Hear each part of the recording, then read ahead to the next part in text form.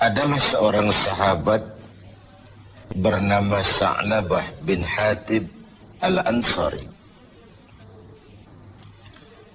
Beliau hidupnya miskin, tetapi kemiskinannya sama sekali tidak mengurangi kekuatan ibadahnya. Salatnya pun selalu berjamaah. Di mana ada Rasul salat menjadi imam, di situ Sa'labah bermakmum. Hanya saja Sa'labah ini aneh. Tiap selesai sholat langsung pulang. Tidak wirid, tidak zikir, tidak doa. Jadi kalau sahabat-sahabat yang lain selesai sholat Allahumma antas salam, Sa'labah ini malah Allahumma lantas jalan. Begitu setiap sholat. Sampai satu saat beliau ditegur oleh baginda Rasul. Sa'labah, labaika ya Rasul. Kau ini macam orang munafik saja. Tidak betah kau di masjid.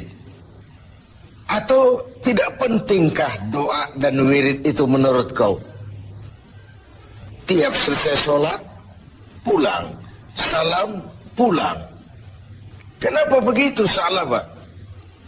Maafkan saya ya Rasul. Kenapa? Saya bukan tidak menganggap doa dan wirid tidak penting. Lalu, bukan juga tidak betah di masjid. Kemudian, kenapa kau terus pulang begitu? Saya ini keluarga miskin ya Rasul. Kain satu pun berdua dengan istri saya. Ketika saya sholat di masjid sini, istri saya di rumah nunggu giliran sholat dari sarung yang sedang saya pakai ini. Kalau saya pakai wirid dan zikir, istri saya tidak kebagian waktu sholat. Begitulah. Iya. Oh. Lalu bagaimana Sa'labah? Begini saja ya Rasul. Ini sudah kadung ditanya oleh Tuhan.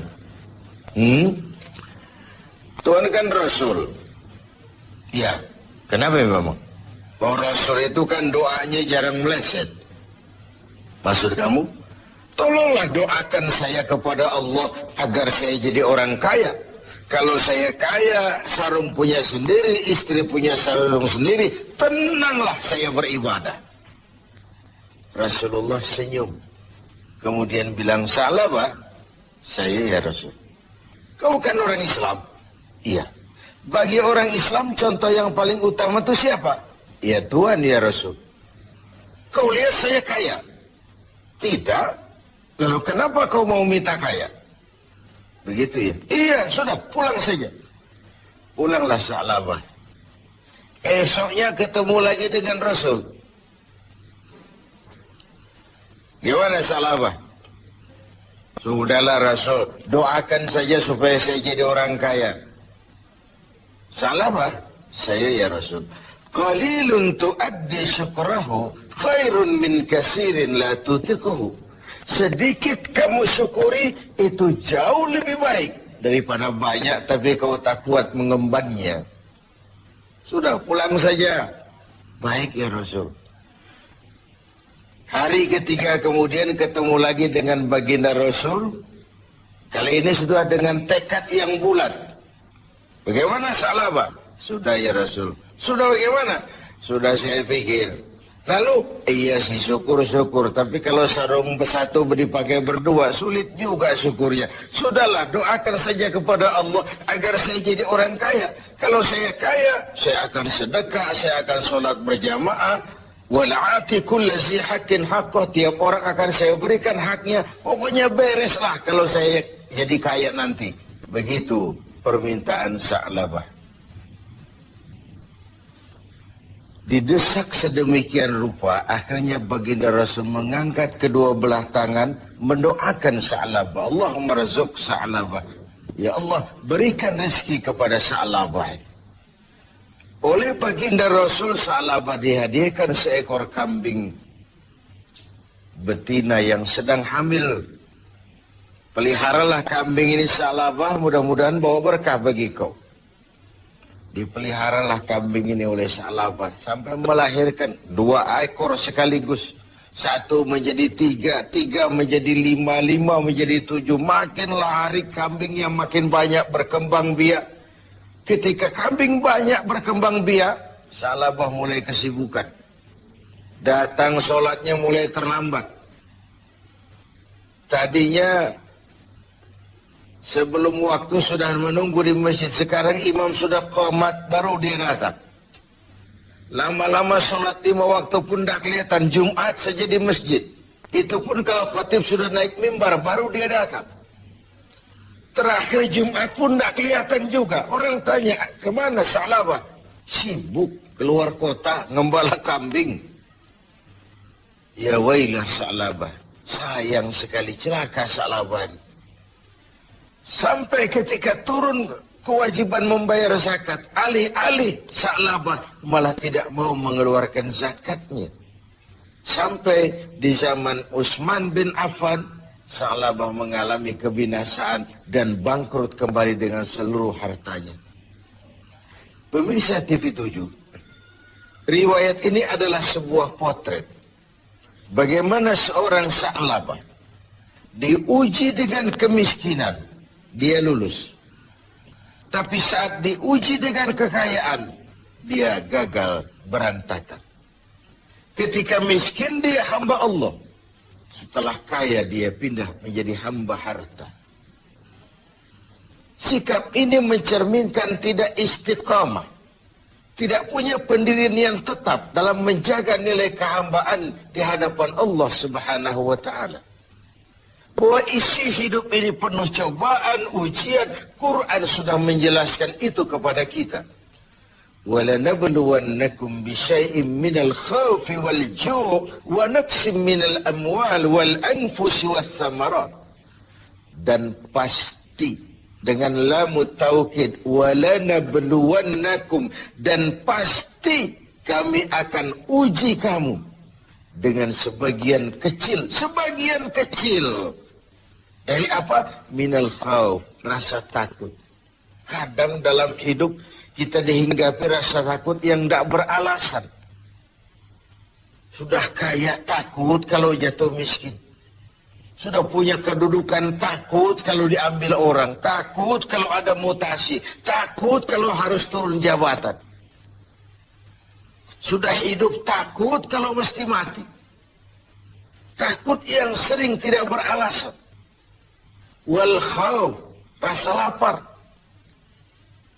Secara makro, khauf dan ju' ini kan masalah hankam dan ekonomi. Keamanan dan kemakmuran. Sering kali kita diuji dengan ini. Hilangnya rasa aman, ekonomi gonjang ganjing, ini mahal, ini naik, itu naik. Lapangan kerja sulit, persaingan hidup tajam. Apalagi sudah masuk pertengahan Ramadan ke atas. Orang sudah konsentrasi, mau mudik lah, mau lebaran lah. Sehingga konsentrasi ibadah pun sering buyar. Tengoklah pertengahan Ramadan ke atas ini, masjid-masjid separuh saja pun sudah bagus dia. Softnya semakin maju, artinya orangnya semakin kurang.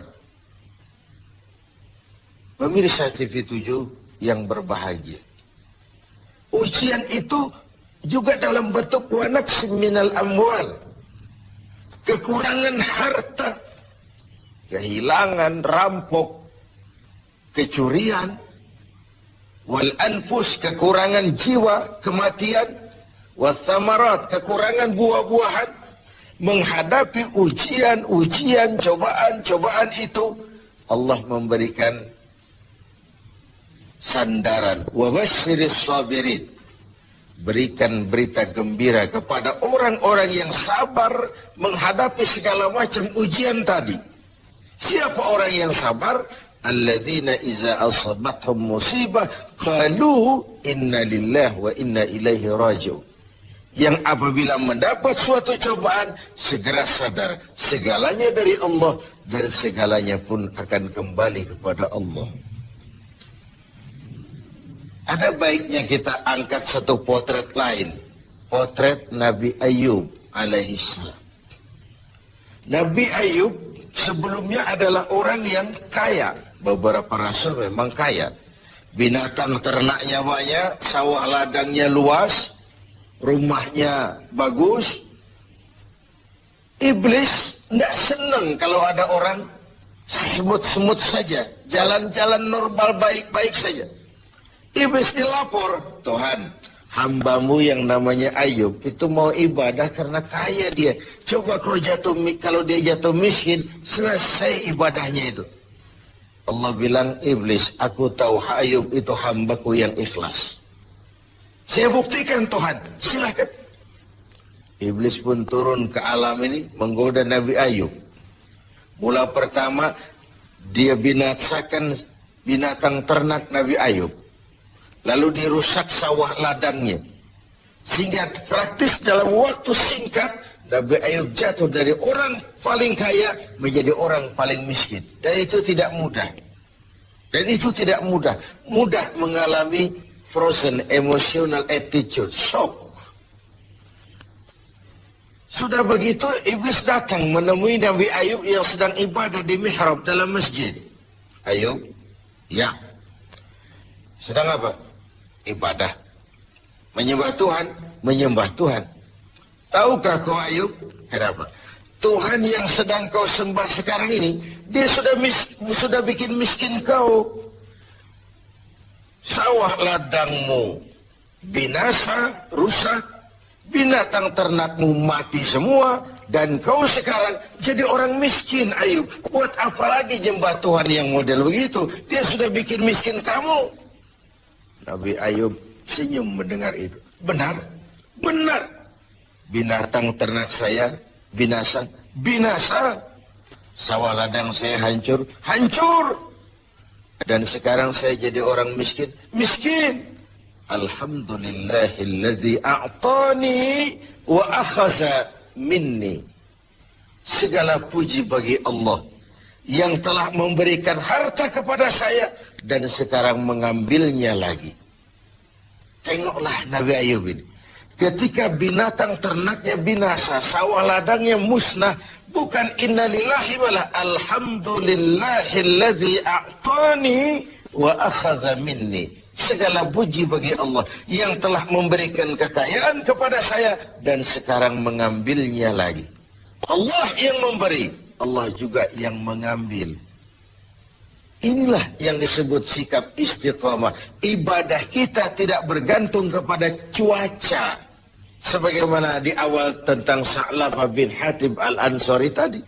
Dalam keadaan miskin dia tekun ibadah. Setelah diuji dengan kekayaan, dia malah tidak karu-karuan. Karena itu penting bagi kita menjaga sikap istiqamah untuk tetap konsisten dan konsekuen sebagai hamba Allah dalam segala keadaan, dalam segala situasi, sehingga nilai kehambaan itu mempunyai nilai yang istiqamah. Pemirsa TV 7, semoga ibadah Ramadan membuat kita menjadi orang-orang yang istiqamah menghadapi ujian yang diberikan Allah kepada kita.